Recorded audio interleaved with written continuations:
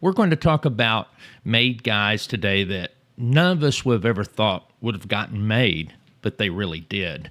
And we're going to look back at Joe Bonanno because in his autobiography, A Man of Honor, he was saying that in Cosa Nostra, you had a secret society that contained more than just street hoodlums. He counted professionals in his ranks, such as medical doctors, lawyers, and even politicians. And this claim challenges the common stereotype of mobsters as these uneducated thugs and suggests that the Mafia actively recruited or groomed men with advanced education and legitimate careers. So to assess Bonanno's assertion, we're going to profile several made men, formerly inducted members of the mob across different eras and families who indeed came from professional backgrounds. We'll explore mob doctors who balanced medical careers with underworld duties, politically connected figures, including elected officials that were in the mob. We'll talk about lawyers turned mobsters and other wise guys with college degrees. And I think through these examples, which will span New York, New Jersey, and beyond, we can evaluate how having educated professional members benefited organized crime, and we'll examine the lasting impact of these dual identities of both the Mafia and society at large. Ultimately, the evidence shows Bonanno was correct. American Mafia families did have doctors, politicians, and lawyers among their made members, using their skills and connections to further the interest of Cosa Nostra. So we'll start off with mob doctors, physicians within the mob, and believe it or not, we've had some. One striking example of a mobster doctor was a guy named Dr. Mario Tagliagambe. He was nicknamed Dr. Tag, and he was a practicing physician, a surgeon from Brooklyn. Dr. Tag doubled as a made man in the Bonanno crime family. According to FBI files by the 1960s, Tagliagambe was identified as a Bonanno family member. And the truth is that Dr. Tag's Mafia career actually goes back a lot further. He was inducted either in the late 30s or early 40s into Joe Bonanno's family, and this makes him one of the earliest known examples of a physician who became a mobster. And within the Bonanno ranks, Dr. Tagliagambe provided medical expertise and also respectable cover. So it wasn't unheard of for mobsters to seek discreet treatment from family doctors for gunshot wounds or illnesses. Tagliagambe's professional status likely made him useful in these type of scenarios. Dr. Tag's very presence in both worlds illustrates how the mob could literally call the doctor when needed, keeping certain crimes and injuries in the family and off law enforcement's radar. Tagliagambe remained a Bonanno soldier until his death around 1980. Another physician who moonlighted as a mobster was Dr. Philip Noto, and he was a New Jersey doctor linked to the Genovese crime family. Dr. Noto was a respected public health official, and he was the head of the health department in Passaic, New Jersey. And at the same time, he secretly served as a trusted soldier in the mob.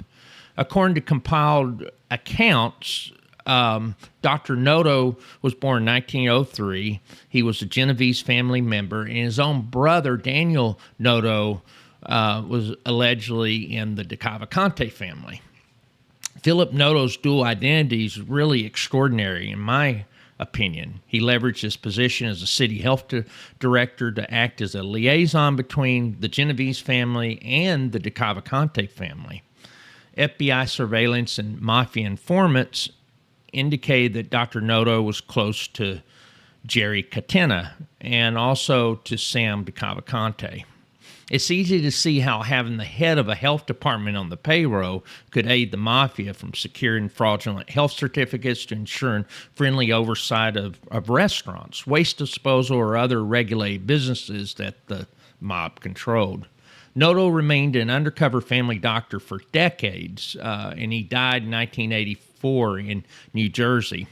His Mafia affiliation never publicly exposed during his tenure.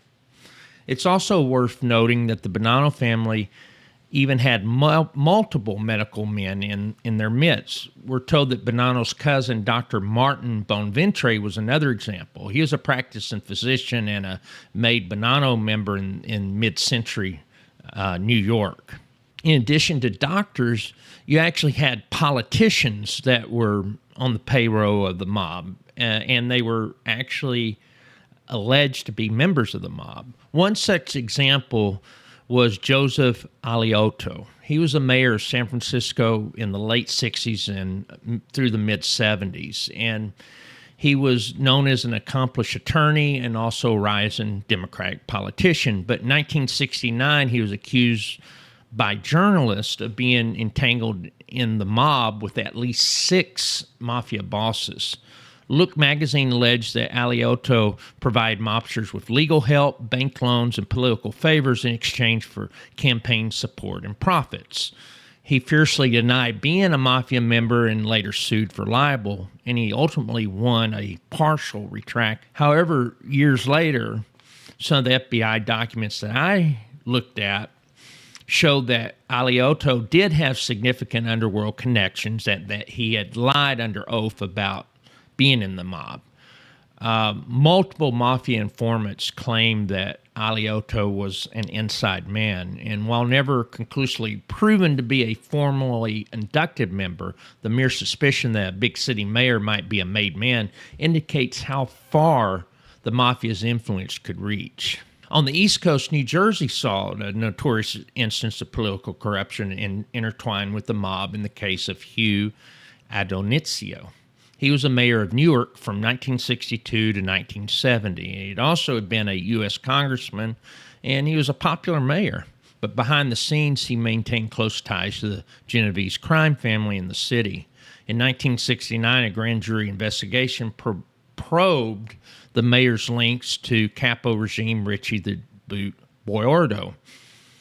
And when the mayor was subpoenaed, he infamously took the Fifth Amendment and refused to even confirm his own job title rather than answering questions about his mob contacts. The following year, he was indicted and convicted on federal extortion charges for taking kickbacks on city contracts that had been steered to companies connected with the mob. His downfall confirmed what many had suspected, that the mafia had effectively infiltrated City Hall. While he might not have been a made member who went through an induction ceremony, the mob considered him one of their own in practice, and they even nicknamed him the Pope because of his Italian heritage and usefulness to their rackets. We can go to New York City, even though there's never been a mayor that's been unmasked as some sort of secret mafioso. You did have power brokers there in Tammany Hall like Carmine DiSapio. He wasn't a made guy, but he famously collaborated with Genovese family boss Frank Costello in the 50s to control Manhattan's politics. What we see here, these cases blur the line between politicians and mobsters. At times, the mafia didn't need its members to run for office themselves. They could simply corrupt existing officials. But as the examples of Ippolito and Adonizio show, occasionally a bona fide public official was effectively an inside man in the mob. I think also we need to look at lawyers who became made men. And there were several lawyers in addition. I think one of the most famous would be Frank DeSimone. He was a practicing attorney in Los Angeles, and he eventually became the boss of the Los Angeles crime family. He was a criminal defense lawyer, admitted to the bar in the 1930s. He came from a family with mafia ties. After L.A. boss Jack Dragna died in 1956, DeSimone seized the opportunity, and he was chosen as the boss of the Los Angeles mob. His reign lasted about a decade, and his time was marked by the infamous Appalachian Conference fiasco. DeSimone attended the summit in upstate New York and was one of the many bosses arrested for obstruction when the meeting was raided. DeSimone's legal background did little to help the Los Angeles mob. His tenure was known really for its decline. Still, he was a made man who literally carried a law degree. and he embodied the nexus of legal know-how and organized crime, and he could advise his underlings on how to navigate the law and likely shield himself with his professional clout, at least for a time. And it's interesting that Frank De Simone's father, Rosario De Simone, had also been a mob boss in the 1920s, so Frank essentially inherited the mantle. But whereas Rosario was an illiterate immigrant, Frank was college educated and English speaking. And also it's interesting that Joe Bonanno himself had encouraged his son to earn a law degree, though Bonanno ultimately became a full-time mobster before finishing school.